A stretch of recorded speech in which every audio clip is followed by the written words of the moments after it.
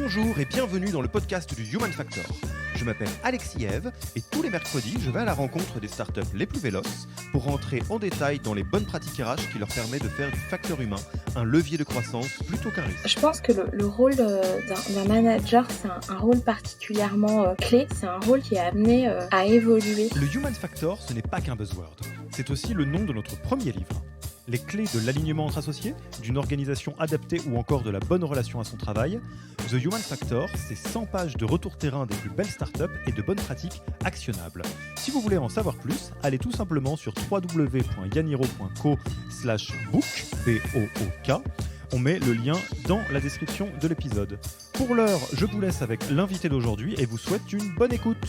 Bonjour Christelle, comment vas-tu ? Je vais très bien, c'est vendredi après-midi, qui est le début d'un week-end qui va être très reposant.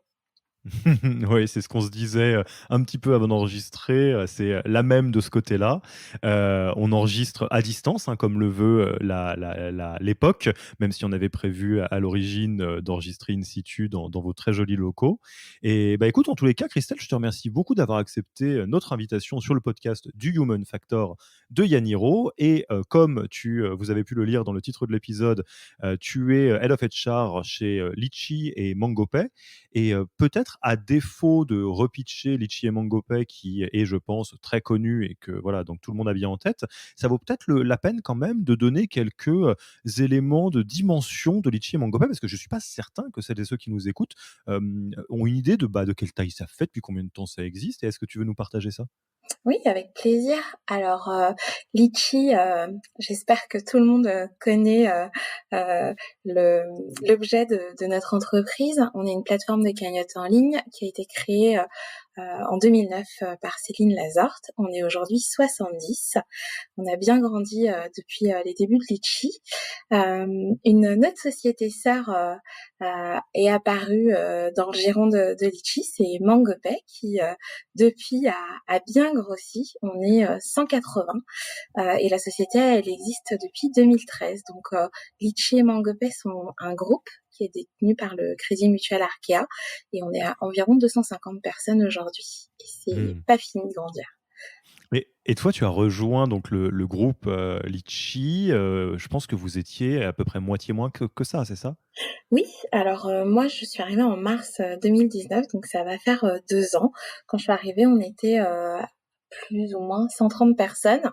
Donc on a doublé la taille de l'équipe là ces 2 dernières années. Il y a eu une hyper croissance assez importante qu'on a vécue ces 2 dernières années. Voilà. C'est pour ça que je pense que c'est intéressant qu'on puisse partager la réalité de la dimension de ces deux entreprises, parce que je pense que même si tout le monde connaît Litchi et MangoPay, je ne suis pas certain que ce soit de notoriété publique que les boîtes aient grossi autant sur l'échelle de 1 ou 2 ans, enfin en tout cas de ces derniers temps. Donc, en tout cas, moi, je ne le savais pas, donc je pense que ça vaut le coup de le remettre dans le champ. L'idée de cet épisode, ça va être de nous pencher sur un sujet qui, et alors je ne vais pas le cacher, en tout cas me tient particulièrement à cœur, et à toi aussi Christelle, parce qu'on a décidé ensemble que c'était de ça qu'on voulait parler aujourd'hui. On va parler du management en startup, et peut-être d'une manière plus précise encore de comment est-ce que le management joue un rôle de scale en startup, comment est-ce que le management a un impact énorme dans la trajectoire d'entreprises qui grossissent très vite. Peut-être pour commencer et poser un peu les bases, est-ce que tu veux nous dire, Christelle, qu'est-ce qui fait que c'est un sujet qui, toi aussi, t'a beaucoup parlé et qu'on est tombé d'accord sur le fait que c'était très utile de centrer cet épisode là-dessus ? Oui, volontiers. Alors, je pense que le rôle d'un manager, c'est un rôle particulièrement clé. C'est un rôle qui est amené à évoluer au fur et à mesure du développement d'une start-up qui devient potentiellement une scale-up. À titre personnel, ce sujet me touche particulièrement. Moi, je suis arrivée il y a 2 ans chez Litchi et MangoPay comme la première RH, et aujourd'hui, j'ai une équipe de plus de 10 personnes. Donc mon rôle de manager, il a évolué, et je me rends compte à quel point être manager s'avère clé. C'est vraiment important en fait, de, bien prendre la mesure de ce rôle, quand, on fonde, une société, voilà, pour un fondateur ou une fondatrice. Mhm. Alors une fois n'est pas coutume, avec ton autorisation Christelle, je vais, jouer si je puis dire, avec toi au sens où, nous aussi, à notre manière, c'est notre quotidien de voir un peu l'impact que peut avoir le management et à tous les niveaux dans une entreprise qui grossit, qui passe de start-up à scale-up. Donc j'aurais peut-être des choses à partager, au nom de Yaniro, mais je vais évidemment, te laisser, la grande partie, de l'échange et on va peut-être commencer par la question numéro 1 qu'on peut se poser, au tout début de cet épisode, c'est OK, nous, on vous dit que le management, c'est l'un des leviers principaux du scale en start-up, mais ça vaut pas la peine de nous croire sur parole. Toi, dans tes expériences, que ce soit Litchi Mangopay ou même, par ailleurs, qu'est-ce qui est vraiment le rôle et l'impact du management dans une start-up? Pourquoi est-ce que finalement on dit que c'est l'un des leviers principaux, du passage à l'échelle? Alors, de manière, assez rapide, lorsqu'une, start-up, voilà, devient, accélère son développement, ou, le produit a trouvé, je dirais, son marché, bah, on n'est plus un, 2, 3 avec le fondateur autour de la table. Donc cette équipe, elle est amenée à grossir, pour, bah, garantir la croissance, et c'est à ce moment-là que, embaucher des personnes qui demain seront les managers, ou embaucher des bons managers va s'avérer, clé. Parce que, avec cette phase d'accélération de scale, on a une phase de structuration, de formalisation des process, et puis cette équipe, heu réduite, du début, c'est souvent celle qui, sera les leaders de demain. Donc, s'il y a bien une priorité, pour, un fondateur ou une fondatrice, c'est de choisir parmi, ses premiers salariés des graines de leaders, de managers qui vont, l'accompagner, bah, tout au long de la phase de croissance, de la start-up. Mmh. Et c'est vrai que, il y a plusieurs paramètres, hein, dans cette notion du rôle que jouent les managers dans l'évolution de l'entreprise et l'une des raisons pour lesquelles c'est absolument crucial de faire une, belle place à des, 1ers, collaborateurs ou collaboratrices, c'est notamment pour, un aspect qui est peut-être pas celui auquel on pense en premier quand on pense au rôle du manager, c'est l'aspect de maintenir et de consolider, la culture. Parce que c'est vrai que autant, quand on est 5, 10, 15, la culture, elle se fait de facto, elle est plus ou moins formalisée, il y a plus ou moins de valeurs qui sont posées, mais dans tous les cas, la culture existe. C'est très, très facile, dans une entreprise qui grossit aussi vite que, bah, vos 2 entreprises, par Mmh. exemple, de quelque part biaiser ou tordre la culture sur des recrutements ou sur des comportements internes et les managers, l'un des rôles des managers, c'est bien évidemment, d'être, garant de cette culture dans une proportion que les fondateurs ou fondatrices ne peuvent plus porter quand la boîte grossit. Je ne sais pas si vous l'avez vécu comme ça, chez Litchi et Mangopay? Moi, j'ai l'impression que la culture de départ, qui était initiée, c'est un ciment qui est resté, assez fort, et d'ailleurs, c'est un des challenges, hein, du scale, c'est d'arriver, tout en grandissant, à conserver, cet ADN, qui était, depuis les débuts, dans son entreprise, et de la faire perdurer. Donc, j'ai l'impression que vraiment les valeurs, toutes les caractéristiques, du litchi il y a 2 ans, d'il y a 10 ans pardon, se retrouvent, dans la culture d'entreprise, d'aujourd'hui. Donc c'est quelque chose qu'on a plutôt, chéri, bah, depuis les débuts de l'entreprise. Mmh. Et c'est vrai que là, j'imagine que, vous avez, un soutien et un œil particulier sur les managers pour qu'ils arrivent à, continuer à faire perdurer cette culture. Comment vous vous organisez là-dessus, par exemple?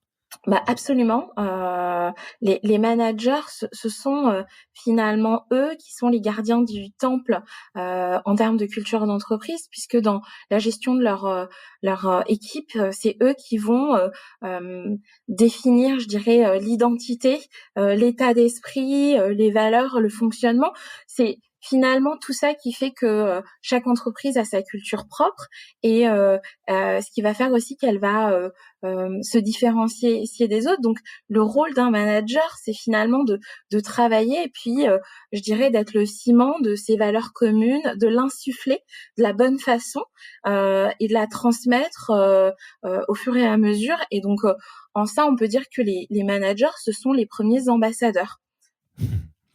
OK, donc ça, à ce stade-là, si on se pose la question de, comment se manifeste cet effet de, des managers qui sont, des rôles clés du passage à l'échelle d'une entreprise.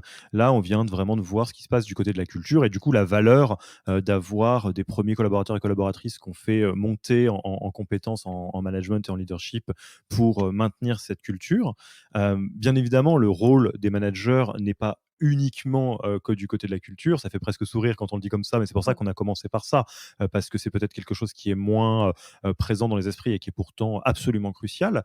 On peut se poser maintenant la question du rôle du manager, d'un point de vue, purement, opérationnel et ça vaut peut-être la peine de se reposer la question de, bah, au final, indépendamment de la culture, c'est quoi le job d'un manager en start-up? À quoi ça sert?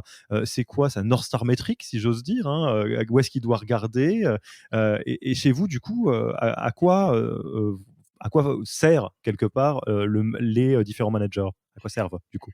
Oui, le rôle d'un manager, c'est vraiment, d'amener son équipe à la victoire. C'est finalement la personne qui va donner, la bonne direction, qui va organiser, structurer et ça va passer par, différentes, choses. Comme on vient de le dire, c'est instaurer, une culture d'entreprise, mais c'est aussi, donner de la perspective, avoir, la vision d'ensemble, prendre du recul sur le projet auquel, on contribue. C'est, positionner finalement, ce cadre stratégique dans la mission des uns et des autres, dans leurs tâches au quotidien.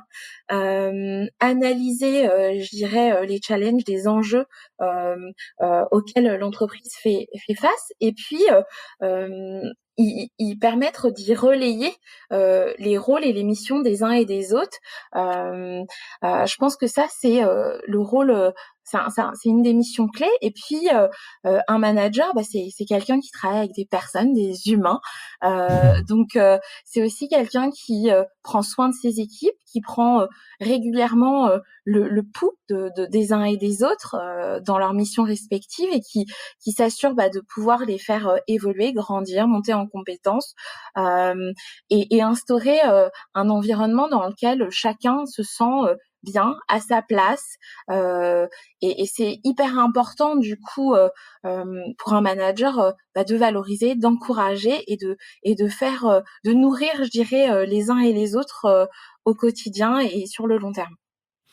Ouais, c'est vrai que nous, chez Yaniro, quand on accompagne des dirigeantes, des dirigeants ou des managers, plus terrain sur des questions de leadership et de management, on essaye de donner une étoile du berger qui est simple, qui est vraiment de dire, bah, plus ou moins ce que tu as dit, on le dit de manière à peine différente, hein, mais que, un manager fait bien son travail à partir du moment où la qualité des résultats de l'équipe augmente et derrière cette définition qui a l'air assez froide, se cache en fait quelque chose de très chaud parce que pour que l'équipe donne son maximum, au sens donc arrive à obtenir des résultats de grande qualité, quelle qu'elle soit, que ce soit une équipe technique, une équipe commerciale ou d'opération, il faut impérativement évidemment donc qu'elle soit bien organisée, qu'il y ait une bonne vue d'ensemble comme tu le disais.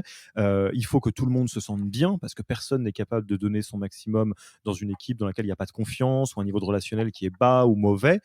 Et évidemment, ça passe par le fait que tout le monde grandisse aussi vite que l'entreprise, voire plus vite que l'entreprise pour la porter, plutôt que de se retrouver freiné par un potentiel qui ne se développe pas. Donc ça, c'est si j'ai de l'œil de Yaniro, hein, pas de l'œil de Litchi et Mangopé, un petit tips à vous donner si vous êtes manager et que vous nous écoutez, ou si vous encadrez les managers, ou si vous êtes RH et que vous vous posez la question par rapport à vos managers, c'est quand un manager est en train de se poser une question de est-ce qu'il devrait faire ça ou pas, il peut toujours ou elle peut toujours se poser la question de est-ce que je suis en train d'augmenter durablement dans le temps la qualité des résultats de l'équipe ou est-ce que je suis en train de faire un coup d'épée dans l'eau, voire quelque chose qui, quelque part, va réduire les résultats de l'équipe. Je donne un exemple qui est bateau. Essayer de, de mettre l'équipe sous tension pour qu'elle tienne une deadline, ça ressemble à quelque chose qui est de l'amélioration des résultats peut-être. Alors dans certains cas de figure, malheureusement, c'est difficile d'y échapper, mais durablement dans le temps, c'est pas possible. Parce que durablement dans le temps, ça veut dire des équipes qui vont être dégoûtées, ça veut dire potentiellement des vrais risques sur l'équipe, de surmenage, de choses comme ça. Et du coup, on fait pas son rôle de manager si on n'est pas capable d'organiser le travail pour que ça ne soit pas durable dans le temps. Je sais pas comment toi, tu vois les choses sur ces sujets-là, côté Litchi, avec tous les managers que tu as en interlocuteur. Je suis assez d'accord avec, ce que tu partages là et je pense que d'ailleurs, en tant que manager, on se doit d'être, exemplaire, et en tout cas, moi, je crois vraiment au management, par l'exemplarité. Et tu parlais de tout à l'heure de métriques. Je pense qu'il y a, une métrique, qui peut être, assez forte, c'est celle de l'engagement des gens qui travaillent, pour soi. Une équipe qui est impliquée, soudée, où il y a de la cohésion, c'est une équipe qui va performer. Et ça, on l'oublie souvent, cet aspect. Au-delà des compétences, en fait, il faut, créer, je dirais, vraiment une unité autour, de missions, d'objectifs, de problématiques. Donc ça passe par une grande écoute, un échange, le fait aussi de tout simplement féliciter les gens, hein, reconnaître le travail de son équipe. C'est gratuit, mais ça peut faire des miracles. Je pense que Mmh. c'est important de le souligner et je me rappelle, d'un super conseil de Céline Lazorte, la fondatrice de Litchi, c'est de rendre meilleure son équipe que soi-même. C'est-à-dire qu'à un moment donné, un manager, il doit avoir suffisamment confiance en lui pour aller chercher des expertises et comme un chef d'orchestre, en fait, les mettre en musique pour que, comme tu le disais si bien, euh, on fasse mieux, et que, finalement, quel que soit, le type, d'équipe, qu'il va manager, finalement, on aille vers de l'amélioration continue, de la performance, de la qualité. Ah, et alors là, moi, ça me fait je saisis, ce super conseil de Céline, pour, mettre l'emphase sur quelque chose. C'est une toute petite chose, hein, sur le management et sur le leadership, qui est parfois compris un tout petit peu de travers, et je vais te donner notre point de vue, et tu vas nous dire peut-être si ce que tu as pu observer côté, Litchi et Mangopé. En fait, il y a des fois une confusion sur cette question du: «Bon, OK, il faut que je recrute des gens meilleurs que moi, il faut que j'aide les gens à devenir meilleurs que moi» et cetera. Parce qu'en réalité, ce qui se passe dans beaucoup de startups, c'est que beaucoup de managers sont des primo managers. C'est la première fois qu'ils deviennent managers, ou souvent ils ont un grand passé d'excellents contributeurs individuels, que ce soit sales, ops ou technique. Et on se demande un petit peu, bon, qu'est-ce que ça veut dire finalement, avoir des équipes qui sont meilleures que soi? Moi, je te dis la manière dont nous, on l'observe et ce qu'on partage, hein, aux différentes personnes avec lesquelles on travaille, Mmh. c'est que l'équipe, faut qu'elle soit meilleure que soi, particulièrement au niveau du contributeur individuel. C'est-à-dire être le meilleur sales d'une équipe de sales, ça veut pas c'est pas forcément, le plus important quand on est dirigeant, manager. Pareil pour la tech, pareil pour les opérations, et cetera. Et là, en ce sens, c'est hyper important de donner tous les outils à son équipe pour qu'elle devienne le plus vite possible, largement meilleure que le manager qui la porte. En revanche, un manager ou un dirigeant, une dirigeante, une manager doit développer un certain set de compétences de management et de leadership qui sont très spécifiques et qui, en revanche, sont impératifs pour mener une équipe à la victoire. Et ça, sur ça, ce qu'on observe des fois dans des recrutements un peu délicats, c'est que quand on recrute quelqu'un qui a un niveau de leadership qui est bien plus élevé que son propre niveau de leadership, là, c'est plus dur. Parce que on a l'impression que la personne est meilleure que nous, mais en réalité, si elle a un niveau de leadership qui est un peu meilleur que nous, elle va avoir du mal à nous suivre, et donc la réponse, c'est d'augmenter son propre niveau de leadership, ou en tout cas de travailler dessus. Je ne sais pas si c'est quelque chose que tu as pu observer sur le terrain chez Litchi et Mangopé. Alors, pas à proprement parler. Par contre, je comprends, très bien ce que tu entends par là et d'ailleurs, je pense que, le management, ça s'apprend. heu Absolument. et on a souvent, tendance à croire que c'est, inné, mais il y a des méthodes. Bien sûr, le management, il se vit dans l'action, hem, au quotidien, avec les personnes qui composent son équipe. Donc je pense que déjà la première chose, c'est, bah, de se faire accompagner. D'ailleurs, je crois que vous avez lancé, une formation, en la matière, c'est la minute pub. Ouais, si c'est pas moi qui le dis, c'est pas de la pub, donc ça va. Mais je pense que c'est vraiment clé, d'accompagner les personnes et de les former pour qu'elles aient, bah, la boîte à outils, pour, manager leur équipe et puis, devenir manager, c'est pas forcément, la personne qui sera, la meilleure. Tu parlais tout à l'heure du meilleur sales. Le meilleur manager, c'est pas forcément le meilleur sales. C'est celui qui, heu va savoir, accompagner, les talents de son équipe au mieux et donc je pense que, en tout cas, dans les environnements, auxquels j'étais confrontée, on a, tendance à penser qu'il y a une seule voie, la voie sacrée du management et on oublie, souvent finalement, le rôle, des personnes clés qui, sont des experts métiers et c'est ces experts métiers, qui ont des talents, peut-être qui sont meilleurs que le manager, que va aller chercher, bah, tout Mmh. manager qui se respecte, pour son équipe. Mmh. Et alors ça, c'est un sujet clé parce qu'une fois qu'on a dit, que, le management joue un rôle de premier plan dans le scaling de la boîte, que ce soit, au niveau de la culture ou au niveau, bah, de du terrain et des opérations, hem ce qu'on comprend très vite, c'est que ça va se jouer au niveau du recrutement et au niveau, de l'évolution qu'on apporte, aux managers et alors c'est un secret pour personne, pour quiconque a écouté le podcast. Moi je suis extrêmement fan de la posture de Céline, qui a fondé Litchi, qui consiste à dire que c'est absurde de considérer que c'est normal que les fondateurs et fondatrices d'une start-up peuvent évoluer aussi vite que la boîte et que les autres non, ce qui met tord le cou à un mythe particulièrement désagréable dans le milieu start-up, comme quoi, toute personne finit par être capée et qu'il faut la remplacer par quelqu'un de meilleur qui vient de l'extérieur. Je pense qu'il y a un petit mix qu'on peut faire entre aller chercher des jolis talents de l'extérieur et continuer à faire progresser et accompagner des personnes qui sont là depuis le début. Mais pour autant, exactement comme un fondateur ou une fondatrice, faire progresser quelqu'un, lui permettre de se développer, ça passe par augmenter sa base de moyens, lui donner des outils pour lui permettre de grandir.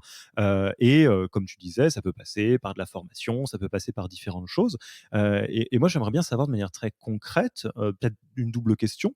Chez Litchi et chez MangoPay, à vue de nez, hein, c'est quoi la part des managers qui sont des personnes qui étaient là en tant que contributeurs ou contributrices individuelles que vous avez fait grandir? Quelle est la part qui vient de l'externe? Et celles qui viennent de l'interne et qui ont grandi, qu'est-ce que vous avez mis en place ou c'est quoi les différents outils que vous leur proposez pour les aider à grandir, sans qu'ils soient trop livrés à eux-mêmes? Alors c'est très intéressant, comme question. Il y a quelque chose d'assez, je dirais, clé, c'est qu'aujourd'hui dans le top management de Litchi et MangoPay, tu retrouves, finalement des salariés qui étaient là depuis le début. Donc, je ne peux que rejoindre ce que tu disais sur, finalement, à un moment donné, de la vie d'une entreprise, elle grandit et les personnes qui la composent, elles grandissent. Donc, alors j'ai pas le chiffre en tête, mais aujourd'hui, on a un certain nombre de salariés qui étaient là depuis les débuts, de Litchi qui, travaillent, qui sont devenus, je dirais des talents clés pour Litchi ou MangoPay et qui composent son top management et j'aime beaucoup l'analogie, qui consiste à dire que, le manager finalement, c'est, l'entraîneur. Et puis, son équipe, ce sont, ses sportifs et le manager en tant qu'entraîneur, il a pas à être meilleur que ses athlètes. Au contraire, il va aller chercher, des gens qui ont, des qualités, intrinsèques, il va les pousser, les coacher pour les amener, à devenir, potentiellement, meilleurs et ils vont évoluer. Mmh. Et du coup, si je prends, par exemple, parce que c'est des bons exemples, il me semble, les personnes qui sont là depuis un très long moment, qui viennent de quasiment du tout début de Litchi et qui sont maintenant au top management. Ma question, c'est vraiment, comment ces personnes-là, vous les accompagnez pour qu'ils prennent, leur nouveau périmètre de responsabilité et de management au mieux? Est-ce que c'est quelque chose qui est un suivi, de la RH, très régulier, où vous vous dites: «Ah non, mais telle personne-là, c'est une marche qui est un petit peu haute, donc on va être attentif et on va lui donner. Est-ce que vous avez vraiment une grosse utilisation de la formation ou du coaching ou des choses comme ça? Je suis assez curieux de voir comment vous y êtes pris, que ce soit très structuré ou très au fil de l'eau, hein. Oui, alors, comme je te le disais, moi, je suis arrivée, il y a 2 ans, et il n'y avait pas de service RH. Donc finalement, cette co-construction, en fait, des parcours, des trajectoires de carrière, des managers, elle se faisait par Céline, par ses top managers. Donc c'est bien la preuve qu'il y a pas forcément besoin, de RH, pour, faire grandir ses équipes, mais que les premiers RH, c'est les managers d'une boîte en général. C'est un mélange effectivement, comme tu le disais, on développe des programmes, des formations pour accompagner les équipes pour qu'elles aient la bonne méthode et je dirais le hard skills du management, mais ça passe aussi par une co-construction de se poser autour de la table et de définir pour chacun les étapes de progression, qu'elles soient verticales ou horizontales d'ailleurs, à chaque moment clé. Donc pour moi, c'est un travail qui se fait finalement en continu. Alors bien sûr, depuis qu'on est une équipe RH, c'est quelque chose qui est totalement dans le cœur de ce qu'on fait. Mais c'est aussi le rôle des managers d'équipe de nous solliciter pour accompagner les uns et les autres à grandir. Et alors, j'ai plein de toutes petites questions qui me viennent en tête. Tu me diras, je pense que certaines, tu auras plus ou moins la réponse, donc tu me diras. Mmh. Mais vu que vous êtes vraiment des défenseurs de cette posture de permettre à tout le monde de grandir, euh, est-ce qu'il y a eu beaucoup de cas de figure à ta connaissance de contributeurs ou de contributrices individuelles, qu'on a choisi de faire monter un poste de management en lieu et place de recruter quelqu'un de l'externe? Est-ce que tu as eu beaucoup de cas de figure dans lequel ça s'est passé avec difficulté, voire malheureusement, hein, ce qui peut arriver, hein, ça n'a pas fonctionné, ou est-ce que c'est, marginal? Est-ce que c'est jamais arrivé? C'est quoi à peu près la hauteur de ces occurrences? À ma connaissance, c'est peut-être, peu ou pas arrivé, ça reste relativement marginal. Je pense que ces évolutions, en fait, elles se font en co-construction et puis, de gré à gré avec la personne concernée. Donc si tu as un niveau de dialogue, en fait, suffisant ou, comment dire? Tu construis, cette marche, a priori, il y a pas de raison que ça marche pas et après, tout est une question, d'accompagnement. Je pense que pour, pour grandir sur une fonction de manager, faut déjà, s'appuyer sur, le sien de manager, heu Ouais, c'est vrai.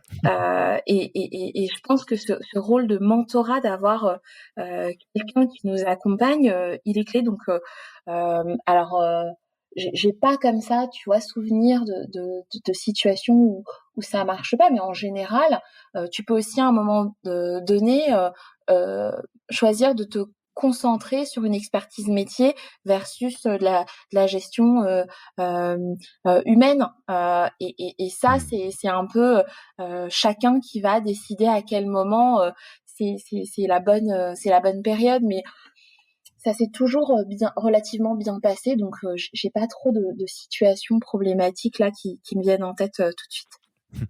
D'ailleurs, alors je rebondis sur ce que tu viens de dire. Hem, Là, sur cette question du rôle que jouent les managers dans, l'évolution d'une entreprise et le passage à l'échelle d'une entreprise, est-ce que vous faites des distinctions particulières entre, je dirais les différentes familles, de ce qu'on pourrait appeler des managers, genre des managers, des leads, les lead tech, ou par exemple, les top managers ou les dirigeants? Est-ce que c'est symboliquement des fonctions qui sont très différentes, que vous, suivez différemment, ou, vous avez, un tronc commun qui est le management, à savoir l'encadrement, d'équipe, qui transcende, ces différences? Comment ça s'organise chez vous? Oui, je pense qu'en fait, tu as pas les mêmes, besoins, en fonction, je dirais, de ton rôle de manager. Quand tu es, primo manager, que c'est la première fois que tu encadres, une ou plusieurs personnes, tu as besoin d'un accompagnement qui va être beaucoup plus soutenu sur, ta posture, les bons rituels, la bonne méthode, ton organisation, la distribution, la délégation de tes tâches et cetera. Ça, je Mmh. dirais que c'est tu as besoin d'être accompagné, pour justement prendre possession de ce rôle. Quand tu commences à avoir, je dirais un peu plus de bagages, là tu vas aussi, être confronté à toute une typologie de situations sur lesquelles, bah, du coup, tu vas devoir t'adapter et répondre, et c'est là où, il faudra corser ton jeu sur, une forme d'assertivité, sur, peut-être de la gestion de conflits. Tu vas être amené Mmh. à gérer des situations qui sont plus complexes. Donc ça va être finalement un mix de j'ai la bonne méthode que j'ai acquise, quand j'étais, primo manager, je dirais, c'est ton socle. Et ensuite, j'ai un certain nombre de situations X, Y pour lesquelles, bah, je vais, aller trouver, des solutions, où je vais, adapter aussi, ma façon de faire.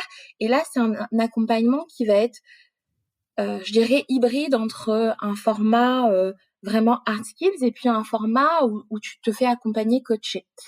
Heu, Ouais.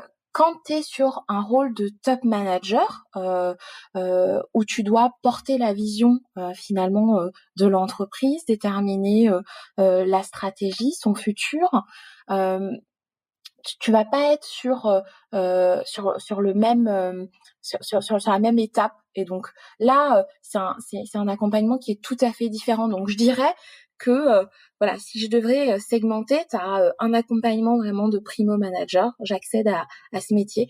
Tu as un accompagnement de manager plus expérimenté où, finalement je vais aussi, hem, par le biais de mon vécu, bah, faire évoluer ma posture et puis corser mon jeu. Et puis là, tu as un accompagnement sur des axes beaucoup plus stratégiques de vision d'un top manager et là qui vont être 100% personnalisés. Ouais, bah, et très, très clair.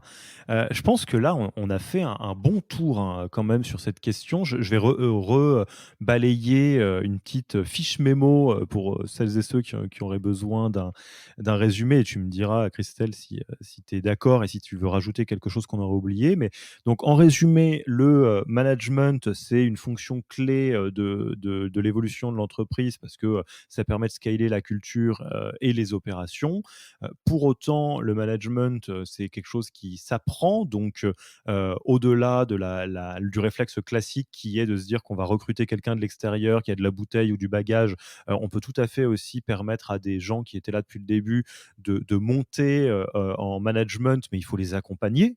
Faut pas les laisser, seuls, se débattre avec, cette fonction. Donc ça peut prendre la forme d'une formation, des standards du management pour des primo managers comme voilà, leur apprendre, à bien déléguer, à bien, gérer des situations d'encadrement et cetera. Peut-être faire, un peu plus d'accompagnement, un peu plus précis, de situations plus précises sur des managers qui sont un peu plus, montés en gamme et des top managers, bah, on les aide à défendre un petit peu, leur propre management et leur propre leadership avec du sur-mesure, des situations plus stratégiques et cetera. C'est à peu près ça qu'on vient de se dire, non? Qu'est-ce que tu en Ouais, penses? c'est tout à fait ça. Et si, j'ai une chose à rajouter, c'est que, finalement, un manager, et la force d'une équipe, c'est quand on entend, plus souvent le «nous» que le «je». Ouais, ouais, tout à fait et alors moi, il y a autre chose que je rajouterais de l'extérieur, c'est que, dans un environnement startup qui est très, friand de process, hein, et c'est pas un gros mot, je le dis comme ça de manière très neutre. Moi, je suis, ravi de voir que et tu l'as dit toi-même, que, chez Litchi et Mangopel, les ne serait-ce que par exemple la fonction RH est arrivée, avec un petit peu de tard. La puissance d'avoir ne serait-ce qu'une culture, une posture et une intention de soutien des managers, fonctionne très bien parce que comme tu l'as dit, et moi je suis on en a pas parlé avant et je suis très, surpris positivement. Bah, finalement, cette façon de faire monter des gens, qui étaient déjà, présents depuis longtemps en tant que contributeurs et contributrices individuelles en management, bah, ça marche. parce que ça a soutenu votre croissance, vous n'avez pas eu, beaucoup de drames et tu as du mal même à t'en souvenir. Donc si on le fait, de manière très simple et très, saine, sans avoir des formules magiques, c'est bien que je pense que beaucoup d'entreprises devraient se pencher là-dessus. Ouais, absolument. Bon, et ben, on va passer tranquillement aux questions rituelles maintenant, de fin de podcast, pour bien boucler la boucle sur cette question. Déjà, la première chose, si on a envie de te contacter, de prolonger la discussion avec toi, c'est quoi le meilleur canal pour te prendre contact avec toi? Eh beh, je dirais que le réseau social de prédilection, c'est LinkedIn. Évidemment, en tant que RH, on est beaucoup sollicité, mais je prends, toujours le temps, même, des fois, s'il est un peu long, de répondre, aux sollicitations des uns et des autres. Alors peut-être pour essayer d'avoir un coup de fil, dites, que vous venez, de la part du podcast Yaniro, que vous avez entendu. Vous le mettez en gros au-dessus, comme ça, elle se dira au milieu des sollicitations de job. Ça ressortira peut-être. C'est ça, ce sera le mot clé. Ensuite, quelles ressources tu recommanderais, aux personnes qui nous écoutent? C'est quoi les ressources que toi tu aimes, beaucoup consulter? Je pense que s'il y a une ressource qui est clé, c'est la curiosité. C'est-à-dire que, il faut pas hésiter à, s'enrichir de tous les contenus et de tous les médias possibles et on a de la chance d'en avoir plein, que ce soit des articles, des livres, des podcasts, voilà, faut vraiment, faire cette démarche de curiosité. Moi, j'aime beaucoup le magazine, Harvard, Business Review, par exemple. OK, le message est bien passé et enfin, tu connais, la tradition dans notre préparation, des prochains épisodes. Si tu devais, passer, le micro à l'un ou l'une, de tes collègues RH pour un prochain épisode du podcast, à qui le passerais-tu? Alors il est pas au courant, donc il apprendra Ils sont souvent pas sûrement, au courant. en écoutant le podcast. Moi, je trouverais ça, très intéressant, d'avoir, Pierre Monclos, qui est le DRH de Youno, et qui a, une fonction, à la fois business et à la fois RH. Je pense que, il a des choses, précieuses à nous livrer. Et je pense que c'est pas la première fois qu'on recommande Pierre, donc j'augmente encore notre chance de l'avoir sur le podcast parce que quand je vais lui dire: «Écoute Pierre, là ça fait plusieurs personnes qui nous disent que tu es le RH qu'on a vraiment envie d'écouter sur le podcast», il va avoir du mal à refuser là, je le sens. Ah, Même si on le force pas évidemment. non, mais je suis certaine qu'il le fera avec grand plaisir. Bah, écoute Christelle, c'était vraiment un plaisir d'enregistrer avec toi cet épisode, qui, encore une fois, me tient beaucoup à cœur. Donc c'est pour ça que je me suis peut-être autorisé à échanger avec toi et à parler un petit peu plus, que d'habitude. Qu'est-ce qu'on peut rajouter? Bah, rien, peut-être si, alors ça c'est du teasing totalement mystère et qui n'est absolument pas une promesse, mais c'est pas impossible qu'on se retrouve, dans quelque temps sur un nouveau format audio, sur un sujet tout autre, dont on a parlé hors antenne. Je pense qu'on peut laisser, les gens avec ce mystère. Ah, je suis tout à fait d'accord. Merci en tout cas pour, l'invitation. C'est, un exercice que je trouve très intéressant. C'est mon premier podcast et je pouvais pas, rêver mieux. Merci Christelle, à bientôt. À bientôt. Merci d'avoir écouté cet épisode. S'il vous a plu et que vous ne voulez rater aucun nouvel épisode, abonnez-vous à la newsletter en allant sur le site www.yaniro.co. Et à mercredi prochain pour le prochain épisode.